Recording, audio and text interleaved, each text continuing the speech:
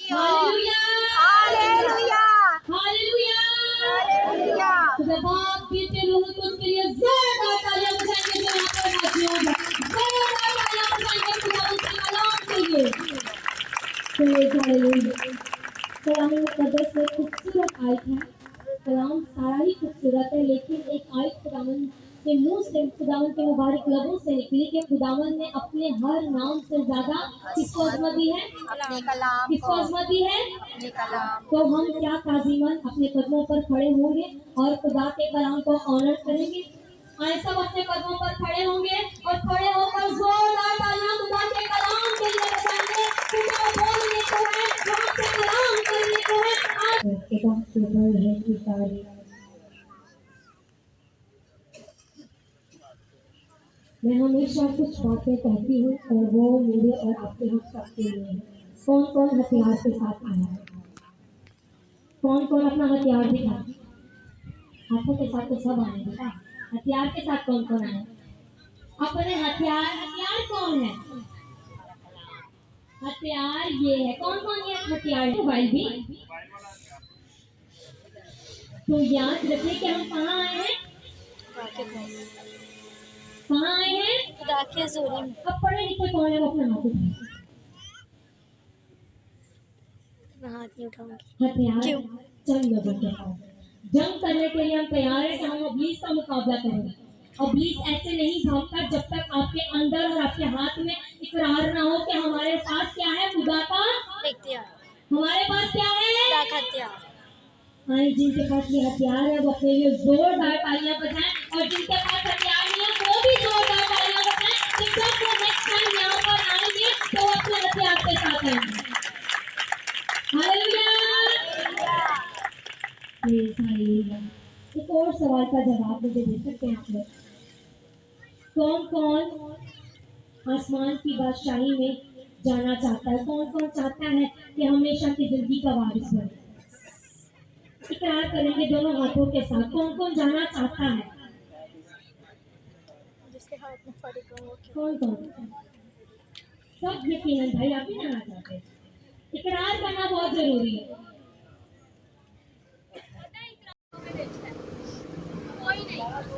कोई नहीं। सब प्रॉपर तरीके से उनको तैयार कर स्कूल के लिए भेजते हैं। बात समझ में आ रही है? यूनिफॉर्म होता है, शूज चप्पल पहन के जाते, कैंची चप्पल। किसी ने अपने बच्चे को भेजा। लेकिन जब हम इस बात के बारे में कहते हैं कि हमेशा की जिंदगी के वारिस बनना है हमें, तो हम सब दलेरी के साथ अपने हाथ उठाते हैं और इकरार भी करते हैं। और उसके पीछे एक तैयारी है। उसके पीछे क्या है? सब कहेंगे क्या है? और उस तैयारी को कैसे करना है? उस तैयारी को हमने मरने के बाद करना है। उस तैयारी को भाई हमने मरने के बाद करना है। कब करना है? पहले करना है जब हम जिंदों की जमीन पर जिंदा हैं। हमें और ये तैयारी करने के लिए आज मैं और आप खुदा के कलाम में से सीखेंगे। आइए कलाम मुकद्दस को खोलिएगा। किया कि ऐ नेक उस्ताद, मैं क्या करूं ताकि हमेशा की जिंदगी का वारिस बनूं। खुदा का कलाम पढ़ा और सुना जाना हम सबके लिए बाइक। हम 19 आयत को पढ़ेंगे। यीशु ने उससे कहा, तो मुझे नेक क्यों कहता है? क्यों नेक कहता है? कोई नेक नहीं मगर एक यानी खुदा। तू हुक्मों को तो जानता है, तू हुक्मों को तो जानता है कि जिना न कर, खून न कर, चोरी न कर, झूठी गवाही न दे और अपने बाप की और माँ की इज्जत कर। उसने कहा, मैंने लड़कपन से इन सब पर अमल किया। यीशु ने ये सुनकर कि उससे कहा, अभी तक तो तुझ में एक बात की कमी है। अपना सब कुछ बेचकर गरीबों को बांट दे, तुझे जोरदार तालियां बजाएं कि खुदा ने आपको भी ये सारी बरकतें दे रखी हैं। बशर्ते ये कि आप खुदा के हुजूर एफर्ट दिखाएं, खुदा के हुजूर अपना आप पेश कर दें। अपना आप पेश करना है। वो तो सिर्फ एक छोटी सी कमी के साथ आया, तो हम क्या कहेंगे? खुदा ने यीशु ने उसको कहा, तुमने एक बात की कमी है। तो हम जब खुदा के जाने तेरे बदले में एक भूल कर मैं तेरे हम वो तो एक के साथ आया, हम तो लाखों के साथ खुदा की हज़ूरी में बैठे हुए हैं। हम क्या कहेंगे, हम किस को कहेंगे, और फिर खुदा ना करे कि हमारा हाल इस अमीर की तरह हो कि वो चला जाए लेकिन खुदा की बादशाही ही नहीं है। वो अपनी मोहब्बत, अपनी उस दौलत से मोहब्बत करता था, वो गमगीन होकर चला गया। क्या खुदा ने उसे दौलत ले ली? कभी नहीं। इब्राहिम को खुदा ने कहा कि ज़हाब दे दे, और वो नहीं दिया क्योंकि वो जानता था कि भैया बोल नहीं रहे, क्या किया था? नाफरमानी की थी, खुदा के हुक्म को तोड़ दिया था। और फिर खुदा ने उस खूबसूरत जगह जहाँ सब कुछ था आदम और हवा के लिए, क्या खुदावंद ने उनको वहाँ रखा? खुदा ने उनको वहाँ रखा। वो एक गलती के साथ, एक कमी के साथ कहाँ निकाले गए? बाहर। और ये शख्स भी ऐसा है, क्या मांग रहा है कि हमेशा की जिंदगी का वारिस बनूं, और सारा कुछ वो अमल कर रहा है सिर्फ एक बात कि अपना सारा माल गरीबों को दे। तो आज हमारी जो लिस्ट है उसमें से सबसे टॉप पर गुनाह कौन सा है? 1 मिनट दीजिए मैं आपको, देखिए कि आपका कौन सा गुनाह है जो टॉप पर। आप उसको छोड़ो, वो नशा हो सकता है, वो कहे खुदा छोड़े नहीं, बल्कि खुदा की हुज़ूरी में कहे कि मैं इसको छोड़ना चाहता हूँ। हम अपनी कुव्वत ताकत से कुछ नहीं कर सकते जब तक कि खुदा हमें हिम्मत ना दे, खुदा का रूह हमें गाइड ना करे। आमीन। तो यहाँ पर भी जब इसने ये बात सुनी तो गमगीन हो गया। आज भी बहुत सारे खुश चेहरे थे जो गमगीन हो चुके। जोरदार तालियां बजाएंगे जिंदा खुदा के लिए। ये कलाम रियलिटी है, ये कलाम जो है हकीकत पर है कि अगर हम अपनी जिंदगी से छोटी बात जो खुदा को पसंद नहीं है निकालना शुरू कर देंगे तो बरकतें आपके पास आना शुरू हो जाएंगी। हम बरकतों के लिए दुआ करवाते हैं, आप खुदा की मर्जी पूरी करना शुरू करेंगे, बरकतें खुद ब खुद आपको चारों तरफ से घेरना शुरू कर देंगी। मेरा ईमान, आपका ईमान है तो कमियां ना कमियों को दूर करना है। आमीन। आदम और हवा बागेदन से निकाले गए एक कमी की वजह से कि उन्होंने नाफरमानी की। हम आज दिलेरी से खुदा की हुज़ूरी में, और हम सब अपने हाल को जानते हैं कि हम खुदा की हुज़ूरी में क्या है।